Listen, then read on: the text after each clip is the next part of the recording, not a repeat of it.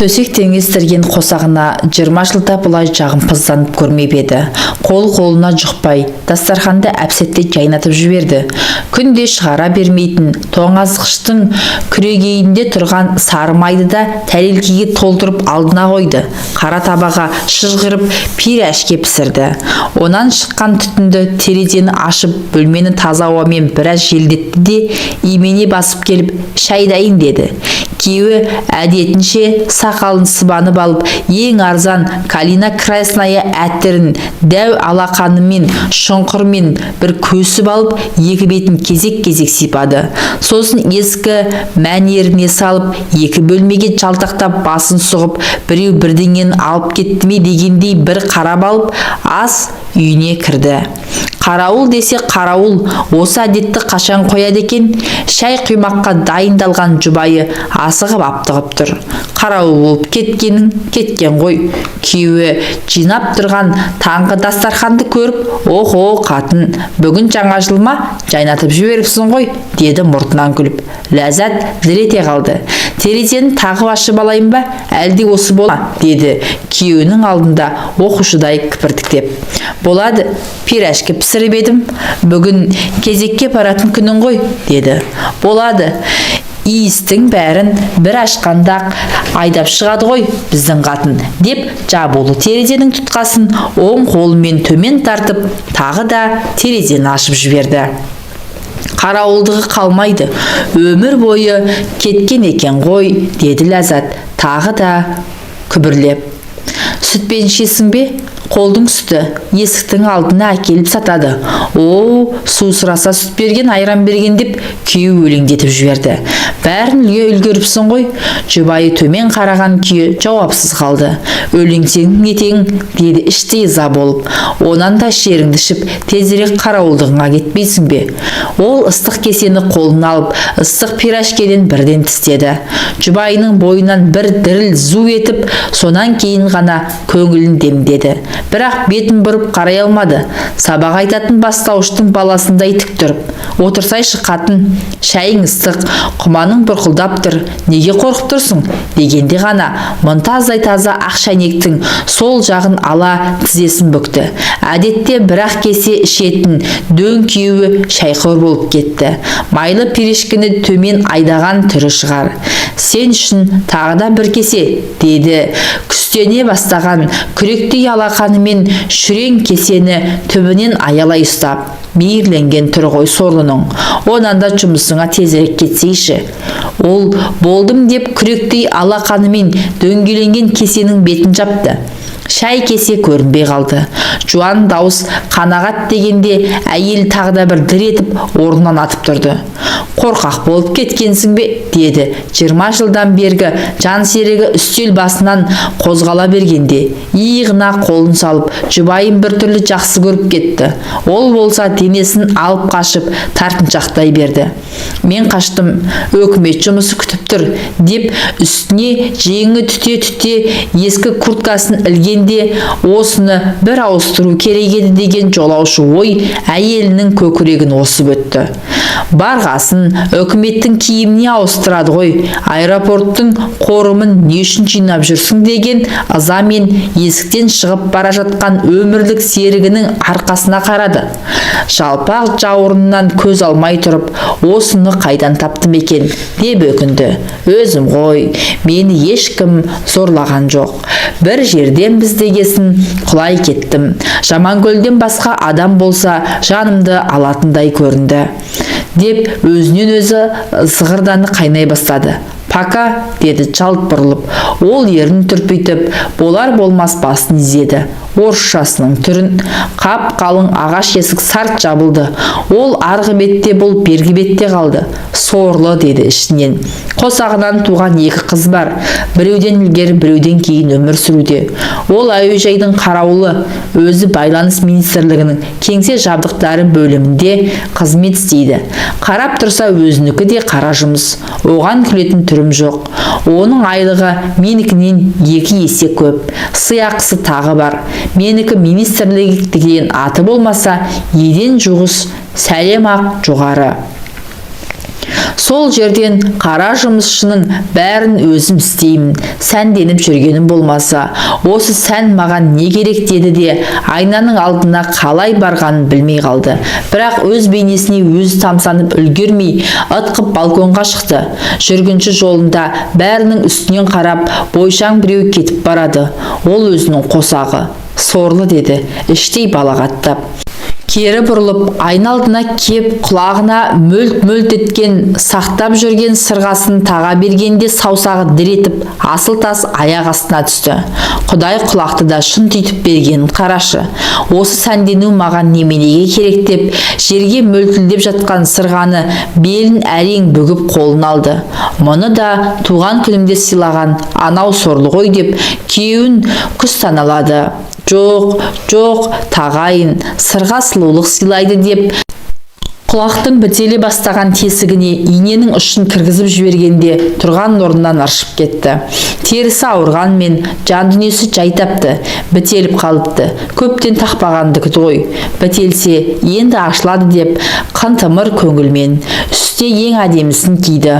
Осымен кімнен кеммін? Әдемі шүберектің әсерімен көкірегі оттай жанып, бір мақтаныш сезіммен жер баса алмай алып ұшты. Тігінен тұрған сопақ айнаның алдына қайта-қайта барды. Қырынан тұрып, денесіне қол тигізіп, айнадағы келбетіне сүзілді. Алақанымен бөксесін сипады. Ешкімнен кем емеспін. Енді тағы да айналып көрді. Осы бексе ғой маған бөтен еркекті ынтық қылып қойған деп, енді өмірде кездескен екінші адамның қылықтарын ой елегінен өткізе бастады. Бойы бір тұтам, бірақ өзінің сөзі нық, жиналыста бәрін жеп қоя жаздайды. Бәрі осының сөзіне тоқтайды. Пысығақ, өзінің тікелей бағынатын бастығы да сол. Енді мені жеп қоятын шығар деп, миығы тартып, екі көзі оттай жанған қимылы шалт тапал жігітті көргенше асықты. Өзі сөзге шебарақ, қисық сөздің түбін түсіреді. Жаңа жылға таяу, жаңа күнтізбе, қалам мен жеке қойын кітапшаларын таратып, есігін жаймен тық-тық шерткенде кіріңіз деген сергек дауыс естілді. Күнде көріп жүрсе де, есіктен имене аттады. Мұнтаздай таза бөлмемен, түкпірдегі телевизор, диван мен кресло көзіне жұмсақ көрініп, көңіліне майдай жақты. Жанары шығардай жанып, ойнақшып тұр екен. Алдында шай. Ұрты томпайған шайнектен бір кесе шай құйды. Мен құямын ғой, деді бұл қолын қозғалтып. Үй менікі, мен құяйын. Я солай ғой, деп кеңсе заттарын алғандағы туралы тізімді алдына қойып, мына тұсқа қол қойыңыз, деді күбірлеп. 37 жыл болса да бас кетеді ғой, деді. Ол жұп-жұқа алақанына ілініп тұрған нәзік саусақтарды бүлкілдетіп ұстап. Қандай кішкентай алақан деп таң қалды. Біздің үйдегі үстінен басқанда шай кесе жоқ болып кетеді. Сырты бұжыр-бұжыр жалпақ алақанды көз алдына әкелді. Ол қол тигізсе, мұның түгі де қалмайды. Солай, ол далада, ол үйде, ол күрек, бұл қалам ұстайды. Мә деді, тізімді өзіне ұстадып. Бұл қап қалың журналды қайтып алды да, неге 37-ші жылы еске алды екен деп бір піспеген ой басына дік ете қалды. Әйтеуір 37-нің жақсы нәрсе еместігін біледі. Сол кездері ата-бабасы Қытайға қашқанда бұлар бергі бетті сағалап елде қалған. Жаңа жылдың алдында екеу болып шай ішейік, деді бастағы. Кішкентай тәрелкеге быжылдаған торттан алып, суып бара жатқан шайдың үстіне томпақ шайнекті еңкейтіп, сыздатып сутамызды. Менен де бір дәм татсайшы. Иә деп бір ұттады. Суып қалған қызыл су ерініне мұздай болып тиіп, салқын әсер тұла бойынан жүгіріп өтті. Осыны да шай деп ішіп отырсыз ба? Ләззат, служебный романды көріп бедің, деді күлімсіреп іштей қарап. Ештеңе түсіне алмады. Күлімсіреген қос жанар тұла бойын ішіп жеп барады. Қазақшасы кеңсе махаббаты. Екеуміз сонымен айналсайық. Кіммен кімбіз? Ескі жылды жібермейміз. Басын көтере алмады. Мәскеудің бір есеп кеңсесіндегі бастығы мен бағынышысының махаббаты туралы кино болатын. Орысша сонша түсіне қоймайды. Бәрі өтірік болып көрінеді. Еміс-еміс бірдеңе көз алдынан бұлдырап өтіп жатты. «Я, музыкасы жақсы», деді, білетін адамдай болып көрініп. «Сондай музыка бізде де бар. 2 күннен кейін дәл осы уақытта маған кел. Жауабыңды бер. Күтем» деген кезде орнынан көтеріле беріп еді. «Шайыңды тауыссайшы, бұл шай ішудің басы», деп түсін суыта сөйледі. «Рахмет» деп пәпкесін ұстап алып, боз кілемді басып жүре берді. Артымнан қарап тұр. Менің тостағандай төңкерілген бөксемнен көзін алмай тұр. Өзім де сезетімін дегендей бір әйелдік мақтаныш сезімі бойын бунап барады. «Күтем» деді дардай басымен. «Мені күтеді ғой сонда». Бұл әлем өзгеріп, басқа бір әлемге мойын сұнғандай буылданып бара жатты. Әншейінде маң басатын әйел еденді тесіп жіберетіндей тық-тық еткізіп жүре бастады. Үйге келген бетте үлкен қызды азық-түлікке жұмсап, тамақтың түр-түрін алғызды. Бойжетіп қалған қызы да таң. «Мама, туған күнің сияқты дайындалып жатырсыз ғой», деді, риясыз күлімсіреп. «Әкең жұмыстан шаршап келеді. Ыстық ішсін, күнде қуырған картоп пен макарон, кеспе көже жасайық», деп қолы да бойы да жеңілдеп 2 бөлмеде алып жүріп қалды. 2 күннен кейін басқарма бастығы белгілеген уақытта Ләззат алдына барды. «Ляска, ойландың ба?» деді жеп-жеңіл сөйлеп. Атын орысша атағанда мырс ете қалды. Өмір өстіп ешкім айтпапты. Қатын деген күйеуінің бұрында бұғадай шыққан дауысы да құлағына қабат естілді. «Қайтсын, ол да жақсы көріп кеткенде айтатын шығар», деп тұрып қалды. Сол сәт, «Онда ертең сенбі. Біз де өкіметтің берген демалысын жаңаша өткізейік. Өзің қай жерде тұрасың?» «Интернациональный, Шевченкода. Онда сағат 11-де сол жерде күтем». «Аялдамаң қалай аталады?» «Интернациональный». «Онда как раз интернационализмге біраз үлес қосайық, қазақша қосайық». Бұл сөзге түсінбесе де басын изей берді. «Күтем» деді де ең соңында. Келіншек келіскендей үнсіз теріс айналды. Тағы да ту сыртымнан қарап тұр. Осылай бөкселі қылып туған анама мыңда бір рахмет деп жеңіл басып бара жатты. Күні бойы көңілді жүрді. Өзінің тең сөйлесетіні, қабылдау бөлмесіндегі қол аяғы жеңіл кішкене қыз бен қара машинканы қадағалап отыратын, басатын саусақтары беріш болып кеткен әйелдер. Әйел көзінің байқамайтыны жоқ, жан сарайындағы жеңілдікті сезіп қалыпты. «Көңілдессің ғой, байың индийский киноға апарам деп жүрме?» деді 42 әріпке қадалып, саусақтары би-билеп тұрған ені менен көлденеңі бірдей былшиған әйел. Әншейінде алдындағы мягкий знак деп твердый знакқа әріп деп қарамаса да, бұған да солай қарайтын. «Апарып бітті ғой.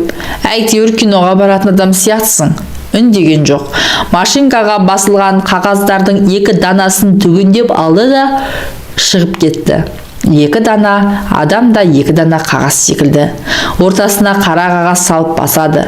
Қара қағаз қалың кезде әріпте анық түседі. Жұқарғанда дей бергенде ойын тағы былшиған әйел бұзып жіберді. «Ұзын дәлізде кесе көлденең тұр. Солай де», деді кекесінмен. Бұл өне бойы дір-дір етіп, ең соңғы беттің арасына жабысып қалған қара қағазды тырнағымен түртпектей берді. «Тастап кет қара қағазды», деп бұйыра сөйлеп қолын созды. Бір биған саусақтарымен қып-қызыл қылып бояп алған тырнағы. «Жетісіп қапсың». Екінші құлағына да көздей сырғаны әрең тақты. Екеуі бірдей бітеліп қалмаған шығар. Өзінше бұра тартқан болды. Бағана Гүжбандай күйеу есікті тарс жапқаннан кейін жан дүниесі жеңілдеп қалды. Өзін еркін сезініп, еркін ойланды. Ескі айнаның алдына барып, өз бейнесіне өзі сүйсіне қарады. Жұрттан кемін бе? Қол аяғым балғадай, жастықтай жалпақ бөксем мен бүлк-бүлк ететіні.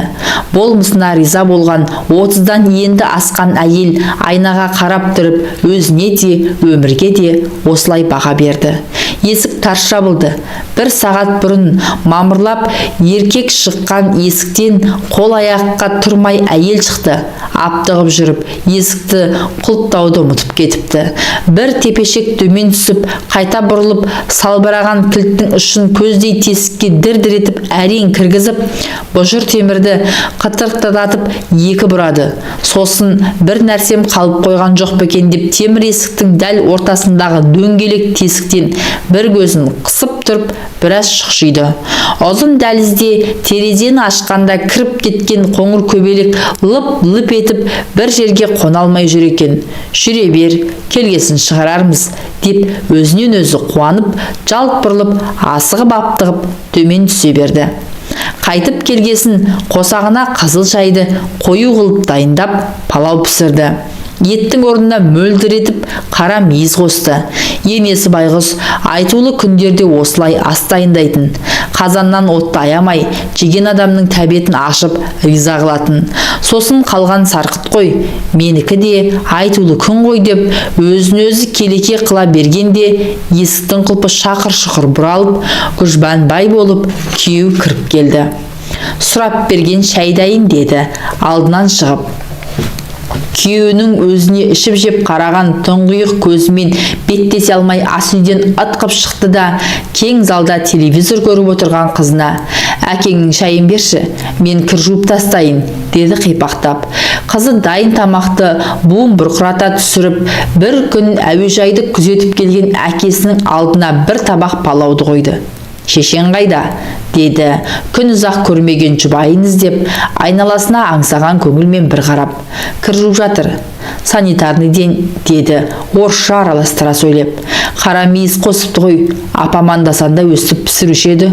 Ол да шешесін еске алып, ақ күріштің арасынан ноқат-ноқат болып көрініп тұрған қара мейізді қасық ұшымен түртіп алып, майлы палаудан қарбыта асады.